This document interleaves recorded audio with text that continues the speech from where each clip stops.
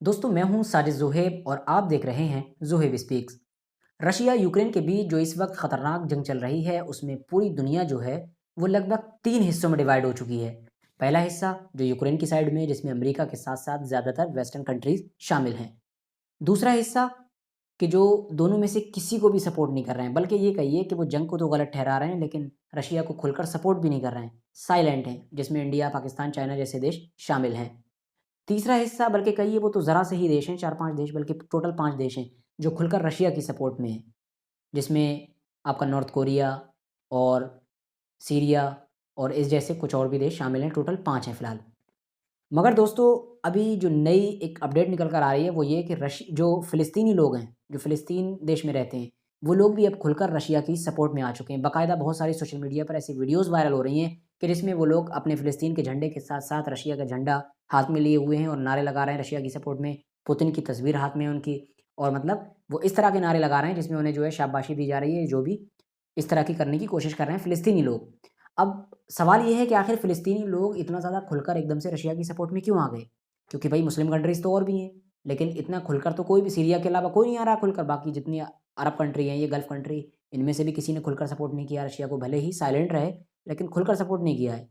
तो भई फ़िलिस्तीनी लोग वो भी अचानक से इतने दिनों के बाद एकदम से खुल के सपोर्ट में क्यों आए? तो सबसे पहली चीज़ तो ये है कि भाई यूक्रेन की साइड में सारी वेस्टर्न कंट्रीज़ हैं, क्योंकि यूक्रेन का झोंका उधर ही को रहता है, अमेरिका है। तो जिधर अमेरिका और वेस्टर्न कंट्रीज़ होंगी, फ़िलिस्तीनी लोग उस साइड में तो बिल्कुल नहीं जाएँगे। उसकी वजह ये है कि फ़िलिस्तीन का जो कुछ हाल है, जो बुरा हाल है, उसका सबसे बड़ा ज़िम्मेदार पूरी दुनिया जानती है कौन है, अमेरिका और वेस्टर्न कंट्रीज़। तो इसीलिए उधर तो वो जा ही नहीं सकते हैं। लेकिन इतने दिनों तक खामोश इसलिए थे कि उन्हें लगा कि इससे उनका कोई लेना-देना नहीं है। मगर अब जब अचानक से उन्होंने रशिया को सपोर्ट किया, उसकी वजह ये है कि जो इज़राइल है, इज़राइल के प्रधानमंत्री खुद रशिया से मिलकर आए हैं।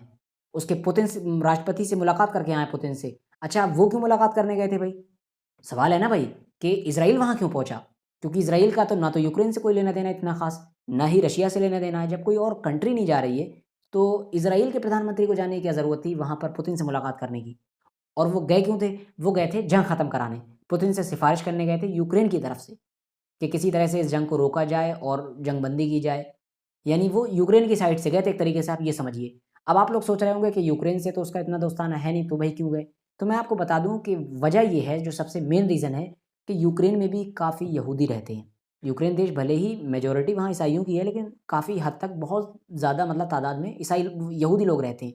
अब ज़ाहिर है इज़राइल तो प्योर बिल्कुल यहूदियों का कट्टर एक देश है।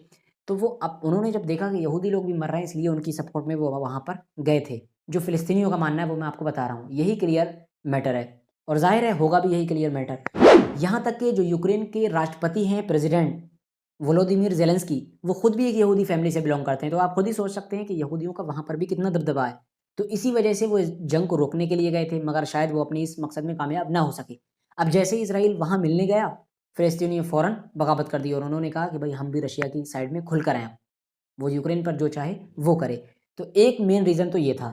उसके अलावा एक रीज़न ये भी बताया जा रहा है कि क्योंकि अब जब ज़ाहिर है वहाँ यहूदी रहते हैं और यहूदियों की हमदर्दी में वो पुतिन से मिलने चले गए जब उसके प्रधानमंत्री, तो इसी वजह से ही अब उन्होंने दूसरे यूरोपियन कंट्रीज़ की तरह अपने इज़राइल देश के भी दरवाज़े खोल दिए हैं।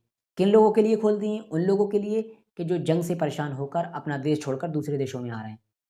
तो इज़राइल ने भी अब अपने दरवाज़े खोल दिए हैं कि जो लोग भी परेशान आ रहे हैं यूक्रेन से, ख़ास तौर से यहूदी, वो हमारे देश में आ सकते हैं। ज़ाहिर है उन्होंने तो यहूदियों के लिए खोले होंगे, वो तो उनका तो एक ये पॉलिसी रही है हमेशा से कि यहूदियों के लिए चाहे किसी भी कोने से दुनिया से यहूदी आ जाए, हमेशा दरवाज़ा खुला है, फ़ौरन सिटीज़नशिप तक दे देते हैं। बल्कि वो प्रमोट करते हैं इस चीज़ को कि दुनिया के सारे यहूदी एक ही देश में आके आबाद हो जाएँ। तो इसी वजह से उन्होंने एक बार फिर से अपने दरवाज़े खोल दिए यूक्रेन के लोगों के लिए। अब जैसे ही दरवाज़े खोले हैं तो ज़ाहिर है फ़िलिस्तीनियों को और भी ज़्यादा डर सताने लगा है।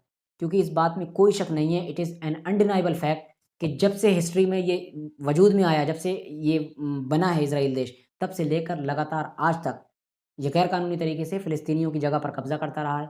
फ़िलिस्तीनियों को अपने ही घर से अलग हटाकर, उनको अपनी ही ज़मीन से बाहर खदेड़ कर, अपने खुद के लोगों को वहाँ आबाद करता रहा है, अपनी कॉलोनी आबाद करता रहा है। तो इसी वजह से फ़िलिस्तीनियों को एक बार फिर से डर सता रहा है कि भई जब ये पहले से ही इतना सब कुछ कर रहा है, तो जब बाहर से और यहूदियों को यहाँ पे लाके और बुलाएगा जंग की वजह से जो परेशान है उन्हें, इज़राइल देश, तो उन्हें भी तो आबाद करेगा ना यहाँ पर और उनको आबाद करने के लिए एक बार फिर से ये हमारी ज़मीन पर अपना ट्रैक्टर लेके दौड़ पड़ेगा।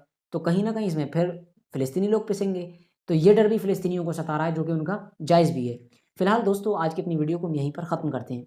वीडियो पसंद आई तो लाइक कर देना और इस वीडियो को आगे ज़रूर शेयर कर देना ताकि आपकी तरह और भी लोग इस सारी अपडेट से बाखबर रह सकें। और इस चैनल को सब्सक्राइब कर देना और आगे भी इस तरह की वीडियो पाने के लिए सब्सक्राइब करने के साथ साथ बेल आइकन को भी प्रेस कर देना।